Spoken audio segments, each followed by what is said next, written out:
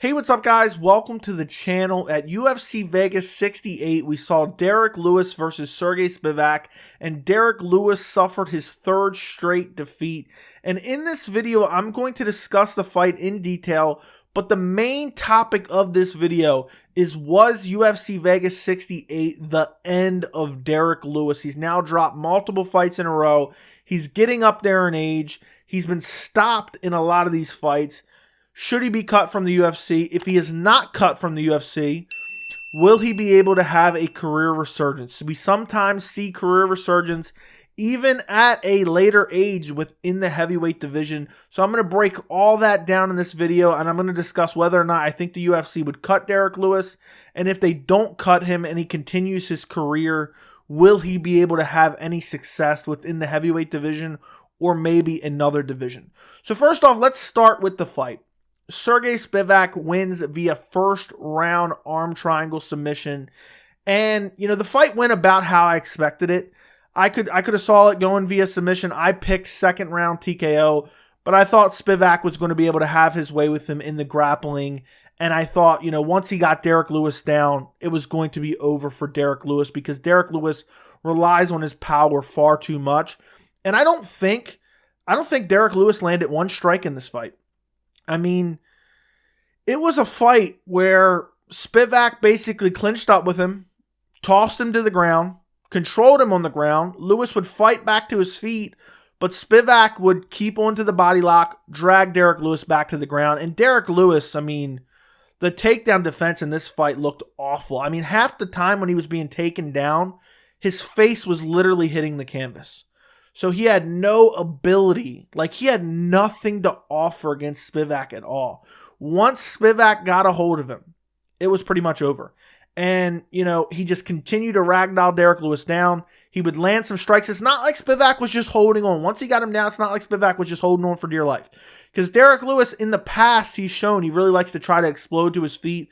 And as the rounds go on, if you get him down later on, he's not able to do that anymore. Spivak was getting him down, starting to land some ground and pound. Derrick Lewis would find his way back to his feet. Spivak would grab a hold of him as he was getting up, drag him right back down to the ground, and Derrick Lewis just had nothing for him. Beat him up, landed some good shots on the ground. There were some times where Derrick Lewis was kind of on all fours, and Spivak would just let go of the body lock and just start ripping huge punches around the side of the head of Derrick Lewis. Then Derrick Lewis would work his way back to his feet and immediately get tossed, tripped right back down to the ground again. And then eventually Spivak was able to secure an arm triangle. I think it was a little over midway through the first round. I was not surprised. And a lot of people, there was a narrative going into this fight. And this is why I can't stand people to do this. People saw one picture of Derrick Lewis looking a little bit slimmer. You never know from one picture. And everyone was like, this is Derrick Lewis 2.0. Derrick Lewis is going to come in and be better than ever. If you've been watching MMA for any substantial period of time, Derrick Lewis has said for years, yeah, I'm going to try to slim down. I've been dealing with these injuries, and also I'm going to try to slim down, and, I'm getting therapy on my back, and I'm also going to try to slim down. And that's what Derrick Lewis has said for at least the last 4 to 5 years. He's been saying he's going to get in better shape, and he's going to try to, change some things about his overall MMA game. And it's just never happened. And then also, after a lot of his losses, he's always complaining about a back injury after every loss for the most part. And, in this fight, Derrick Lewis showed me exactly who I thought he was already. I've always said that Derrick Lewis, without his power, he's probably not even in the UFC. And the heavyweight division is one of the weakest divisions in the UFC. But imagine Derrick Lewis's skill set without power. He's probably not winning a single fight, even against, Jarrett Vanderaa, honestly. Jarrett Vanderaa would beat Derrick Lewis without Derrick Lewis having that nuclear power. And it's kind of hidden away a lot of those flaws because he's been able to get away with it because he has that unbelievable nuclear power. You go back to his last win, Chris Daukaus. Chris Daukaus is, low-level heavyweight, and the heavyweight division is not stacked whatsoever. He goes out there, he KOs him. Some people were even picking Chris Daukaus in this fight. I picked Derrick Lewis in this fight. You go back to his last win before that, Curtis Blaydes. Second round KO. He landed like an uppercut.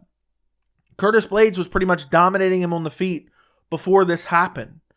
And Curtis Blades, solid win, fair enough to Derrick Lewis, but it's always the knockout power. There is not a single performance where you can look at and say, Derrick Lewis really looked good in this fight.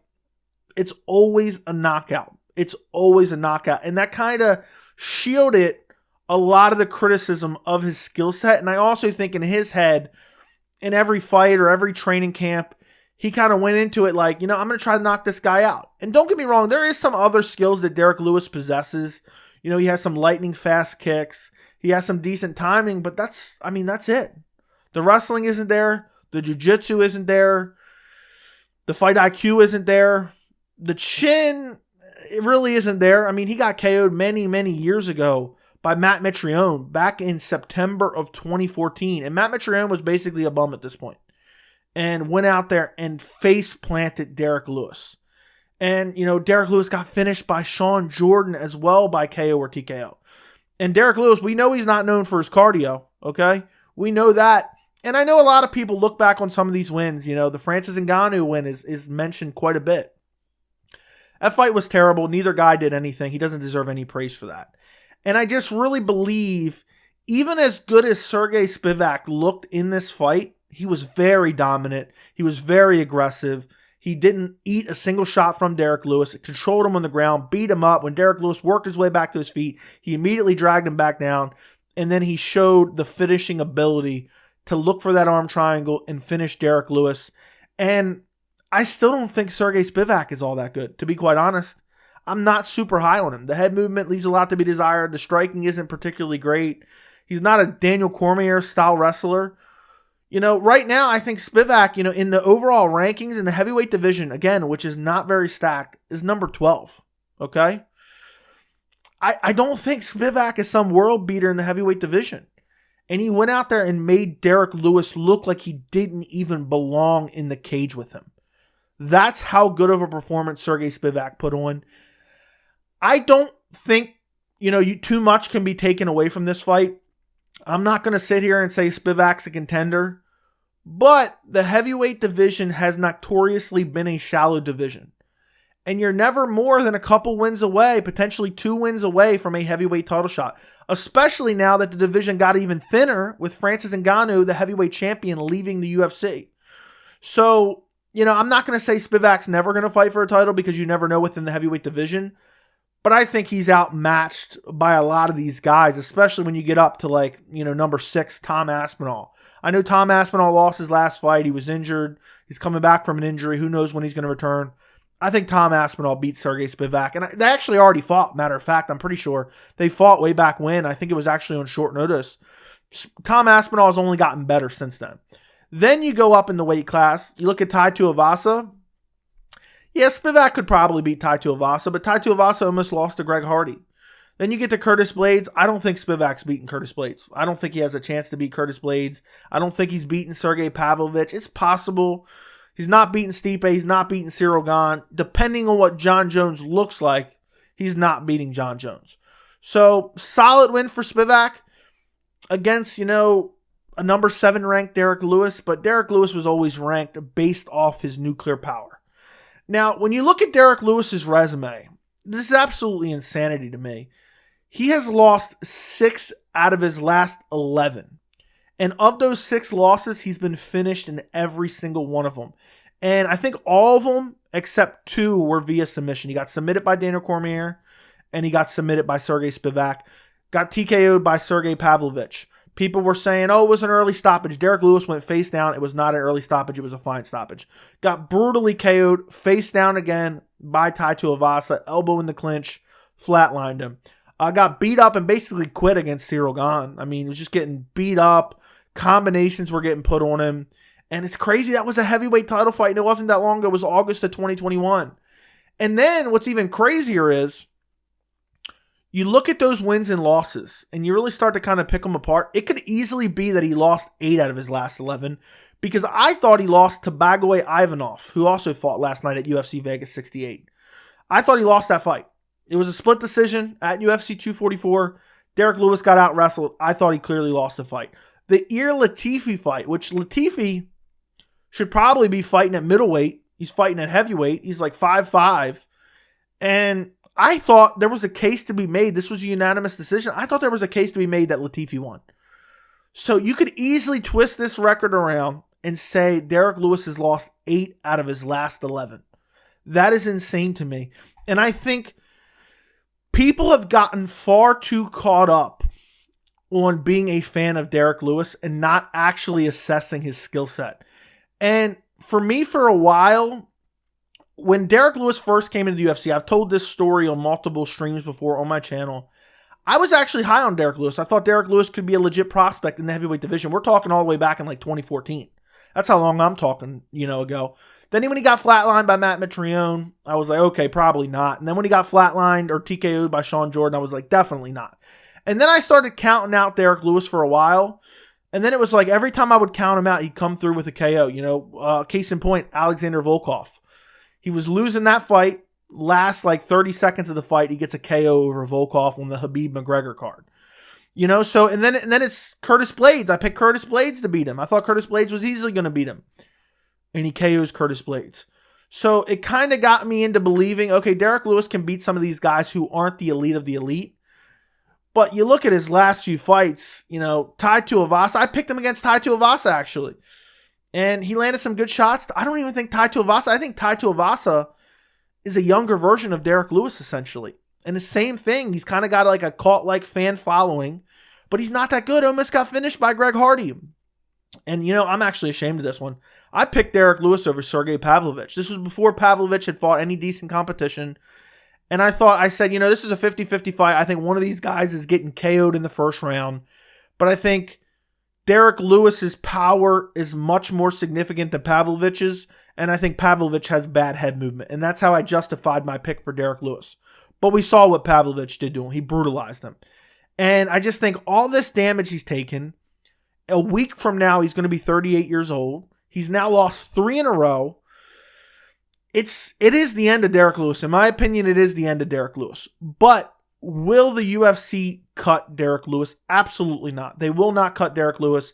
He is a fan favorite. He always goes out there, win or lose, even in the fight where he quits against Cyril Gane. They're always exciting fights, and they're high anticipation because Derrick Lewis just has to land one punch, and he can put you to sleep. So I don't think the UFC is going to cut him, but does he have a future in the heavyweight division? Absolutely not. He's not beating any of these guys, I wouldn't pick him in a Volkov rematch. I wouldn't pick him against Jairzinho Rozenstruik. I wouldn't mind seeing that fight. Derrick Lewis, Jairzinho Rozenstruik would kind of make sense. Or maybe do Derrick Lewis versus Marcin Tybura 2. I think they fought way back when. He's not beating Tom Aspinall. I don't think he's beating Tai Tuivasa, but again, that's probably a 50-50 fight. Both those guys are very similar. I don't think he's beating Curtis Blaydes, even though he has a win over Curtis Blaydes. And he's not beating Sergey Pavlovich. They just fought. He's not beating Stipe Miocic. He's not beating Cyril Gane. He's not beating John Jones. So there's really not a future for him in terms of title contention. But what the UFC will do with him, they'll give him kind of, no-name guys on like the back end of the top 15, guys like Bagoy Ivanov maybe again. Or maybe, I don't think the UFC would do this. They might just feed Derrick Lewis to Jalton Almeida.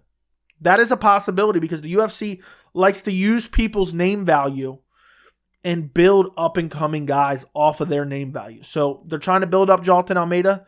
That could be a possibility. I think Derrick Lewis is probably going to fall to like maybe number 9, number 10, number 11, somewhere there in the rankings. They could do that, but I think most likely what they'll do is they'll give him favorable matchups, probably, crappy fight night main events at the Apex, and they'll just continue to let him trade wins and losses for another 5 years. But at this point, I don't see Derrick Lewis with any improvement. I don't remember the last time I felt like Derrick Lewis has improved. I'm not even sure that he's training, okay? I'm going to be totally honest. People are saying, oh, he's lost significant weight. He came in looking the same he's ever looked. And that's not to say that he's not training, but I'm just saying the gas tank's always been horrible.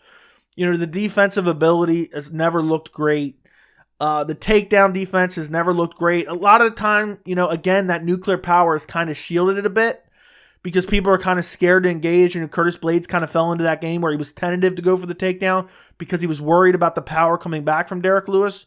But I just think Derrick Lewis' skill set is so one-dimensional, and people know the blueprint to beating Derrick Lewis. And I just don't think he can have any success in the UFC heavyweight division. And the UFC is just going to basically give him, some guys that are beatable. Then maybe have a little bit of a step up against a guy maybe he's fought before. Or maybe, it's been a while since he's fought. And it's kind of a competitive matchup. They'll main event Apex cards with it. And Derrick Lewis will just show up for some checks for the next probably 3 to 5 years would be my guess. Just because Derrick Lewis has that name value. People like the weird personality of Derrick Lewis, the post-fight speech at UFC 229, where he's taking off his pants and saying his balls are hot. People love Derrick Lewis because of his weird personality, and I think it kind of leads people in a delusional assessment of his skill set, but I think he's just going to be one of those guys that stick around, that the UFC is just going to use to kind of fill spots on certain cards, and, maybe main event some Apex cards. But I think Derrick Lewis is done. And to be honest, I think Derrick Lewis has been done. I didn't see it, obviously, because I was picking, him over Pavlovich, which is a terrible pick, especially now looking back. But the skill set has never been there. It's always the nuclear power. So, that's what I think is going to happen. Maybe the UFC decides to use him as a stepping stone against like Jailton Almeida. But I would love to see Derrick Lewis versus Jairzinho Rozenstruik. I think Rozenstruik might have a fight coming up, win or lose. Book Derrick Lewis versus Jairzinho Rozenstruik. I think that kind of makes sense. You could even do Derrick Lewis tied to Avasa too. One of them needs a win at this point. Both of them are getting finished nonstop, but they're not going to cut him. He's 37 years old. Heavyweights tend to stay around until at least they're like 40s, early 40s at the minimum. So I think Derrick Lewis is going to keep collecting those checks. I think the UFC is paying him really well, but I don't see him ever having any success against the top 5 of the UFC heavyweight division. So let me know what you guys think down in the comments. Don't forget to like the video, and thank you so much for watching.